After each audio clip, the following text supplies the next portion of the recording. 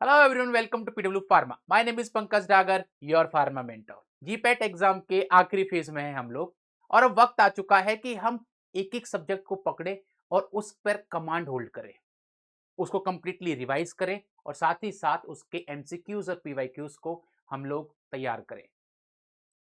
मैं बात कर रहा हूं फार्मास्यूटिकल केमिस्ट्री की, जिसकी वेटेज की अगर मैं बात करूं तो 38 क्वेश्चंस आउट ऑफ 125 पूछे जाते हैं फार्मास्यूटिकल केमिस्ट्री से।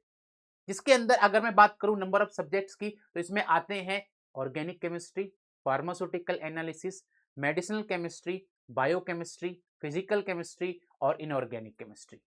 ये सब्जेक्ट्स हैं और इनसे अगर मैं बात करूं, आप out of 38 questions 152 marks score कर सकते हो। यानी कि ये अच्छा खासा आपको स्कोर दिला सकता है सब्जेक्ट। और अब बचे हुए कुछ दिनों में मैं आपको बताने वाला हूं आज कि 10 दिन के अंदर आप फार्मास्यूटिकल केमिस्ट्री पर कैसे कमांड होल्ड करोगे, कैसे अपने पढ़े हुए टॉपिक्स को रिवाइज करोगे और एमसीक्यूज की प्रैक्टिस करोगे, अपनी गलतियों को आइडेंटिफाई करोगे। वो सब कुछ आज डे टू डे प्लानर के अंदर मैं आपको बताने वाला हूं, तो इस वीडियो को कंप्लीट देखना अगर आप चाहते हो एक ऐसा स्ट्रॉन्ग प्लानर जिसके थ्रू आप मिनिमम टाइम देके मैक्सिमम आउटकम ले सको। सही है। चलिए, ऐसा नहीं है कि सिर्फ फार्मास्यूटिकल केमिस्ट्री पढ़ना है, बाकी सारे सब्जेक्ट्स भी पढ़ने हैं। तो मैंने जो प्लानर बनाया है वो हर दिन आपको 5 घंटे देने हैं और वो सफिशियंट है आपके लिए। उसके अलावा बाकी सब्जेक्ट्स को आप टाइम दे सकते हो। फार्मास्यूटिकल केमिस्ट्री 38 क्वेश्चन यहाँ से पूछे जाते हैं, तो एक मेजर सब्जेक्ट में आता है। चलिए यहाँ पर डिस्कस कर लेते हैं हम वन दिन के हिसाब से कि कौन कौन से दिन में हमको क्या क्या पढ़ना है।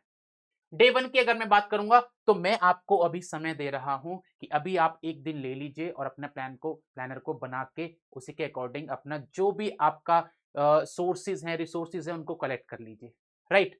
डे वन आपका स्टार्ट होगा मंडे से 23 फरवरी से। राइट। इस दिन आप ऑर्गेनिक केमिस्ट्री पढ़ोगे और ऑर्गेनिक केमिस्ट्री में आपको पढ़ना है इलेक्ट्रॉनिक इफेक्ट, जिसके अंदर आप पढ़ोगे inductive effect, mesomeric effect, hyper conjugation, electromeric effect, कैसे कार्बोक्सिलिक एसिड की एसिडिटी को ये अफेक्ट करता है, फिनॉल की एसिडिटी को कैसे अफेक्ट करता है, अमीन्स की बेसिसिटी को कैसे अफेक्ट करता है, कार्बोकेटाइंस की स्टेबिलिटी में कैसे पार्टिसिपेट करता है, एल्कीन्स की स्टेबिलिटी को कैसे पार्टिसिपेट करता है, हाइपर कॉन्जुगेशन।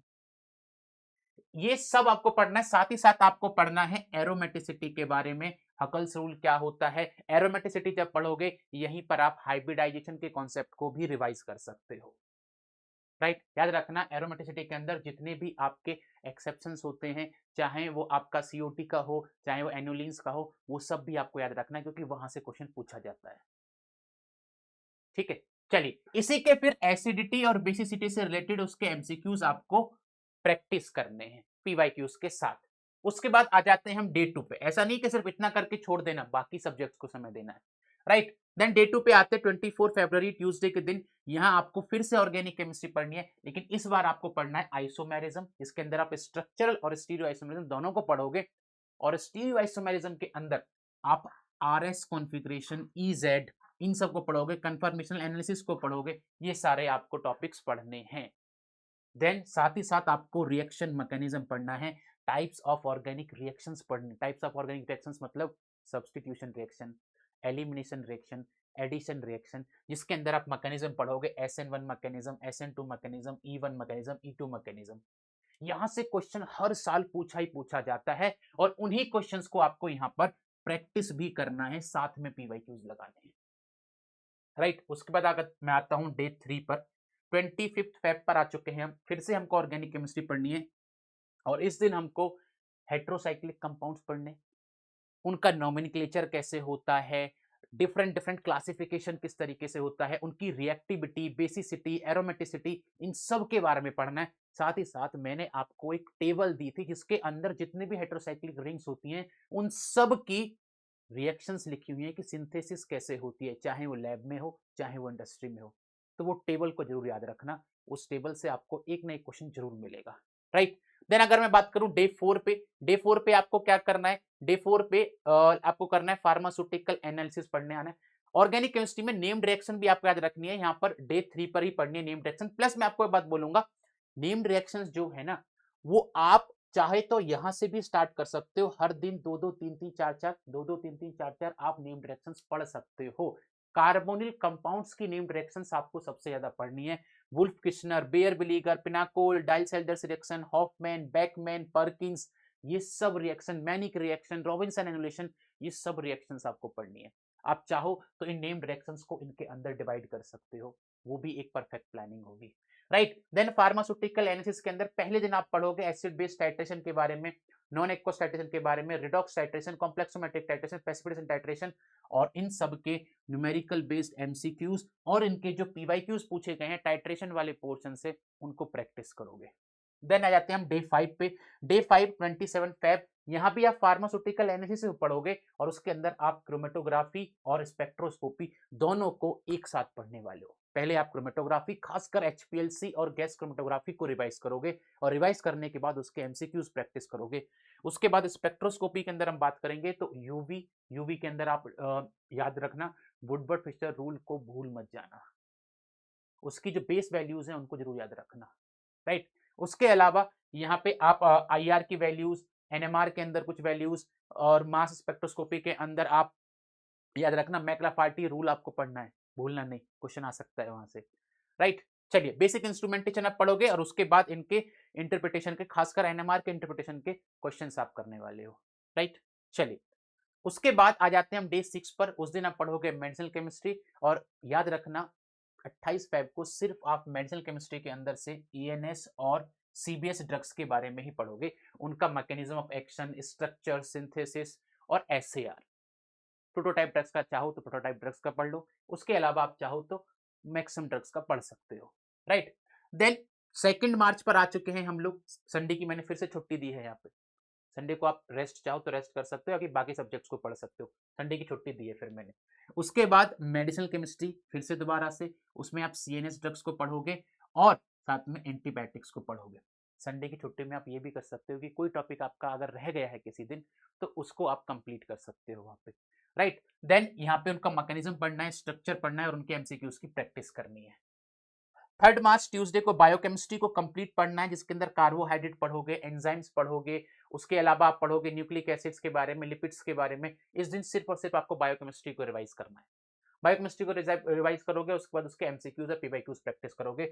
देन 4 मार्च को फिजिकल केमिस्ट्री और 5 मार्च को इनऑर्गेनिक केमिस्ट्री। ये है आपका 10 दिन का प्लानर, जिसमें आपको पूरा फार्मास्यूटिकल केमिस्ट्री को रिवाइज करना है डे टू डे। अभी भी आपके पास यहाँ पर 6 मार्च बचा हुआ है, लेकिन मैं अपनी तरफ से रिकमेंड करूंगा कि 6 मार्च को कुछ मत पढ़ना, अपने आप को टाइम देना, अपने आप से बात करना, उस दिन कुछ मत पढ़ना, जितना आपने पढ़ लिया दैट इज सफिशिएंट। एक दिन में ऐसा कुछ बहुत कुछ चेंज नहीं हो जाएगा, लेकिन हाँ, आपने उस दिन अगर अपने सिर्फ कॉन्फिडेंस को बिल्ड किया, अपने से बात किया, अपने को समय दिया, अच्छी नींद ली, तो हो सकता है कि आपके मार्क्स में इंप्रूवमेंट आपको दिखे। उस दिन जितना हो सके पॉजिटिविटी में जीना, नेगेटिविटी से एकदम दूर रहना, राइट। चलिए, उसके बाद बताता हूं आपको कि आपको करना कैसे, लाइक दिन के अंदर आपको 5 घंटे देने, लेकिन 5 घंटों को आपको यूटिलाइज कैसे करना है। स्लॉट 1 के अंदर आप पहले 2.5 घंटे क्या करोगे, जो कोर कॉन्सेप्ट है उसको रिवाइज करोगे। ये प्लानर उन्हीं के लिए कामयाब होगा जिन्होंने अभी तक तैयारी की है, जो कॉन्टिन्यूसली पढ़ते हुए आ रहे हैं। अगर कोई ऐसा सोच के इस वीडियो को देख रहा है कि उसने अभी तक कुछ नहीं पढ़ा, वो इन 10 दिन के अंदर कंप्लीट कर लेगा, तो आई एम सॉरी, ये आपके लिए नहीं है प्लानर, राइट। 2.5 घंटे आपको पहले रिवाइज करना है, फिर 1 घंटा एमसीक्यू प्रैक्टिस करना है, कम से कम 60 to 80 क्वालिटी एमसीक्यूज आपको सॉल्व करने हैं उसी टॉपिक के। उसके बाद 1 घंटे के अंदर आपको पीवाईक्यूज करने हैं, प्लस जो क्वेश्चन आपको लगे कि ये टफ है, उसको वापस जाकर उसकी एनालिसिस करनी है कि आपको क्यों टफ लग रहा है, जबकि आपने वो टॉपिक को पढ़ा है, राइट।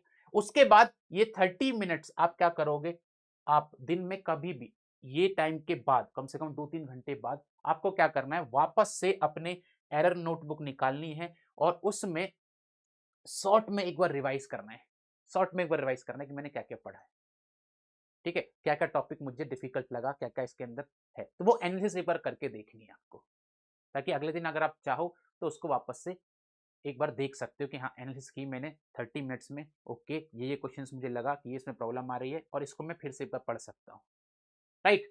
तो ये है हमारा एकदम डेली स्टडी स्ट्रक्चर। उसके अलावा अगर मैं आपसे बात करूं कि पर डे का टारगेट आपका कितना होना चाहिए, तो कम से कम 60 टू 80 एमसीक्यूज आपको हर टॉपिक के करने ही करने, ताकि सारे टॉपिक्स आपके कवर हो जाए। उसके बाद 15 से 20 पीवाईक्यूज करने प्लस उनकी एनालिसिस करनी है। उसके बाद एक एरर सीट पेज बनाना है आपको कि कहां कहां आपसे मिस्टेक हुई और कैसे आप उसको इंप्रूव कर सकते हो। और एक आपको सोने से पहले 1 micro revision from sleeping, 10 minute का मेंटल रिकॉल करना है। जस्ट आपको ये सोचना है कि ओके मैंने ये पढ़ा, ये टॉपिक पढ़ा, उसने मुझे यहाँ मिस्टेक ली, ठीक है कोई नहीं, मैं अगली बार से मिस्टेक नहीं करूंगा और ये टॉपिक मेरे कवर हो चुके हैं। ये काम आपको करना है पर डे का। ये अगले 10 दिन में बहुत कॉन्फिडेंस देंगे आपको पूरी फार्मास्यूटिकल केमिस्ट्री को कंप्लीट करने के लिए। और जब आप क्वेश्चन मिलेंगे तो आप कॉन्फिडेंस के साथ कर पाएंगे, ताकि आपकी नेगेटिव मार्किंग जो हो वो कम हो सके।